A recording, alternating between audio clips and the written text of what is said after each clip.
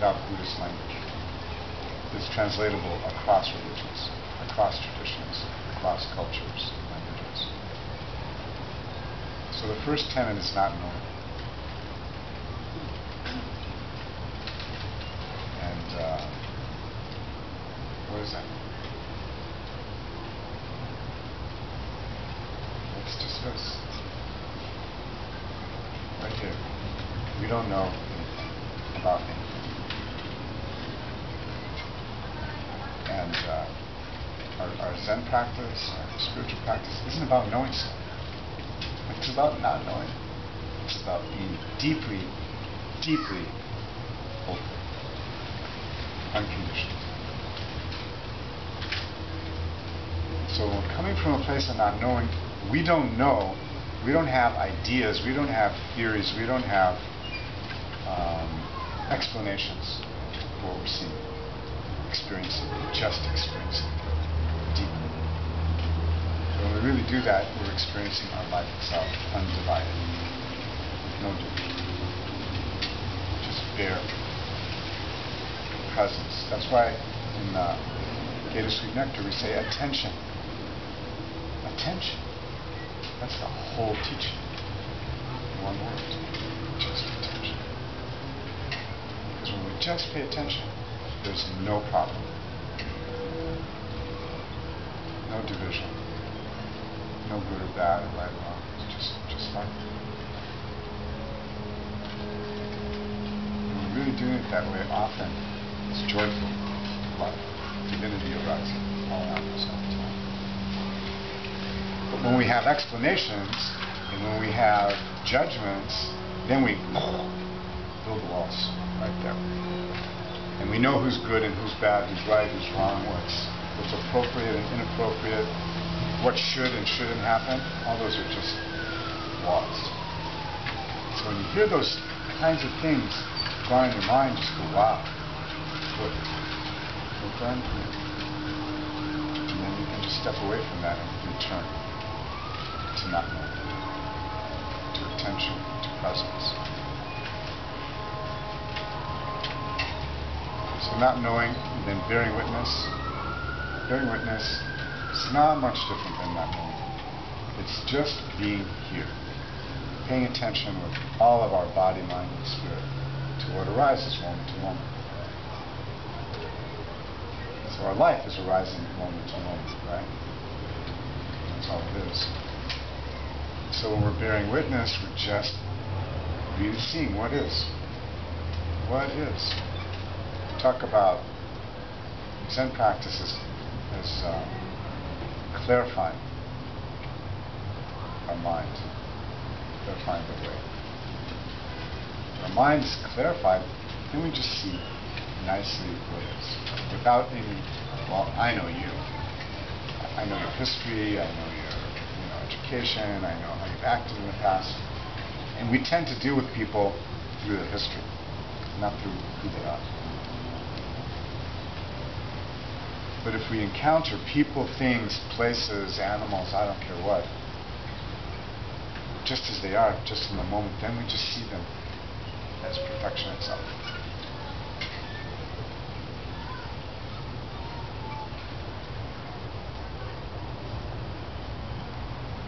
God, that's what we're seeing. We call it Buddha mind. Zen practice. What is God?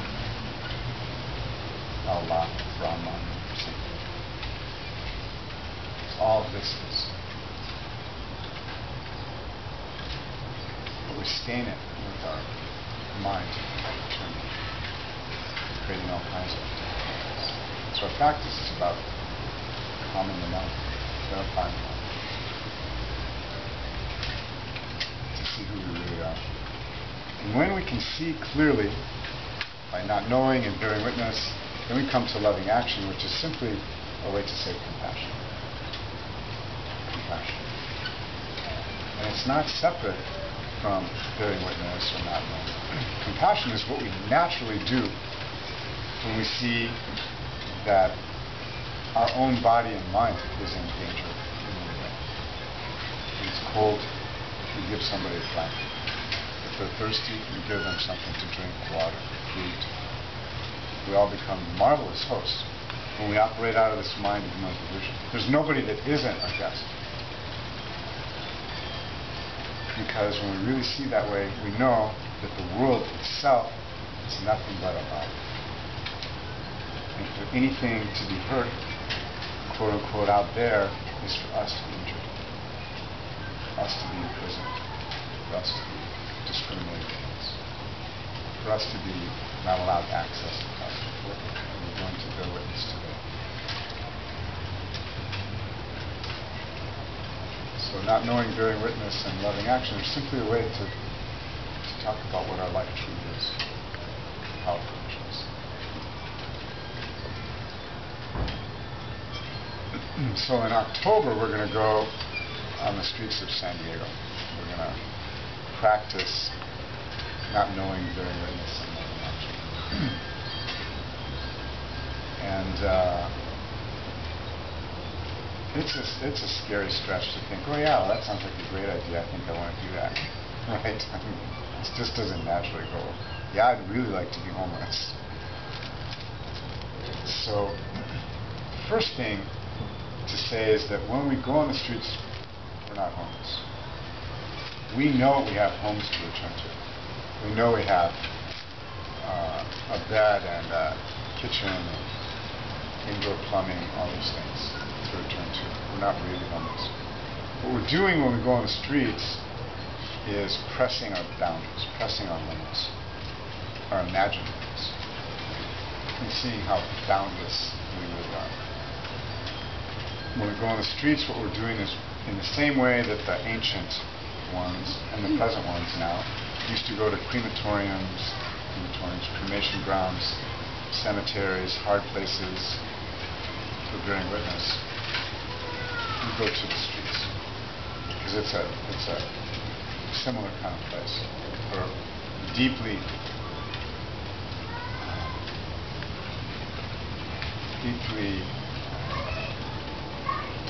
accelerating our spiritual practice. And we go not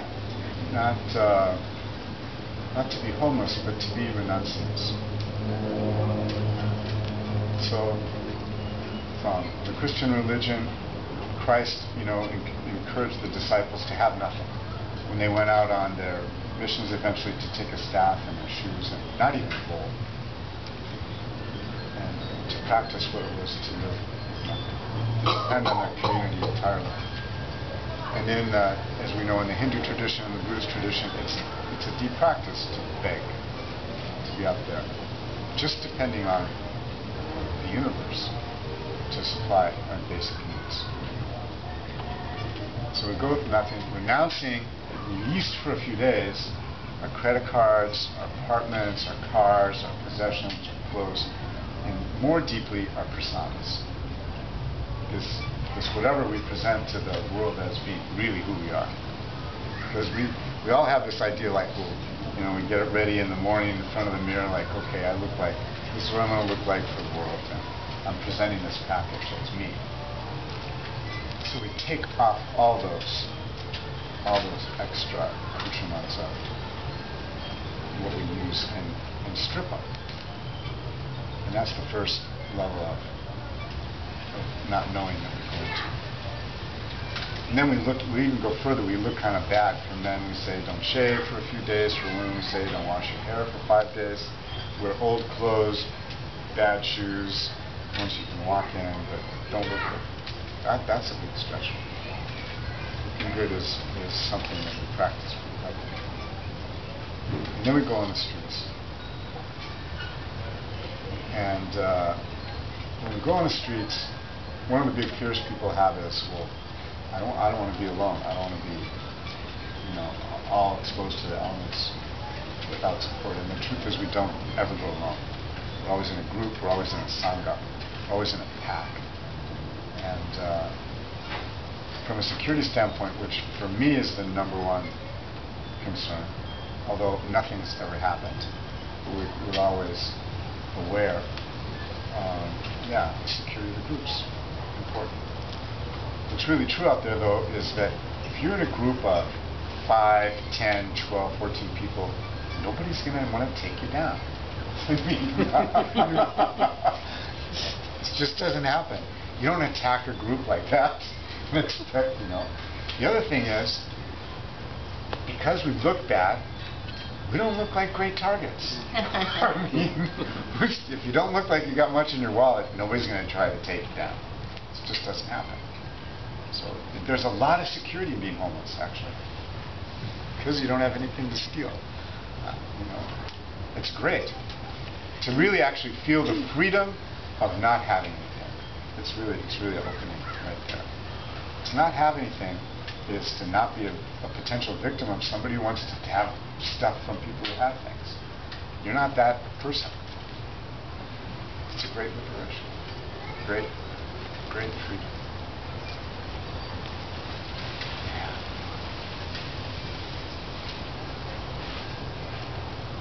Yeah. And the other big concern besides security is toilets.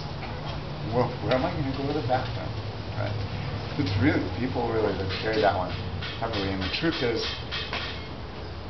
toilets are everywhere, and it's nobody's ever broken a bladder on one of my street retreats. They're just, you know, the world is an infinite place of hospitality, and care, and love, and compassion, and giving. We never give it a chance. Because we've always got money, or our wallets, or credit cards, and we're always ready to go. We don't ask for people's compassion. We just give them money and say, "Take my credit card." And when we're doing that, not only do we not give them the opportunity to just give to us, which they would do for the most part, we're setting up the barrier of I'm the client and you're supposed to be taking care of me. And right there, you can't have a relationship.